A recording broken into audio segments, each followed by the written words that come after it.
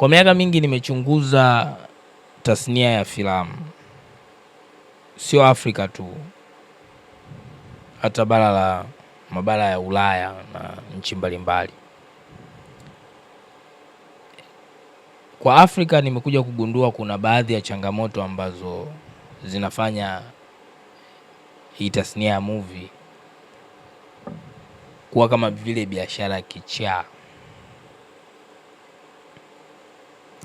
Changamoto ya kwanza ni mtaji mdogo. Kutengeneza movie bora inahitaji kamera, wataalamu, location, post production. Wengi wana ndoto kubwa lakini mtaji ni midogo, hivyo quality inashuka. Lakini changamoto ya pili, soko lisilo na mfumo mzuri wa kulipa. Hakuna platform nyingi za kulipa vizuri. Wizi wa kazi ni mkubwa. Kufanya kazi kubwa faida ni kidogo.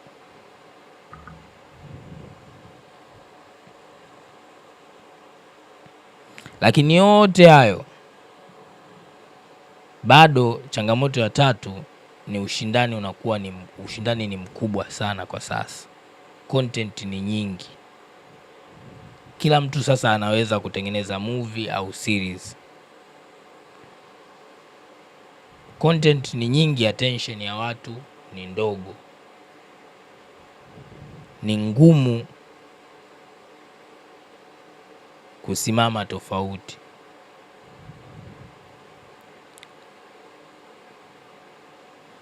Changamoto ya 4, kukosa distribution nzuri. Kutengeneza movie ni jambo moja, kuifikisha kwa watazamaji ni jambo lingine. Bila TV deals, streaming platform, marketing, movie yako inaweza kufa bila kuonekana, yani inakufa kibudu.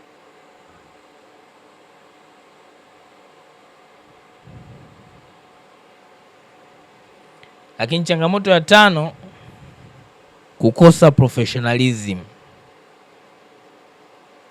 Ratiba zinavurugika, nidhamu ndogo, makubaliano hayaheshimiwi. Hii inapandisha gharama, inashusha ubora, inaumiza biashara yenyewe, inaumiza biashara yote ya movie. Kwa hayo mambo ni baadhi tu ya changamoto ambazo tasnia ya movie Afrika inakumbana nayo.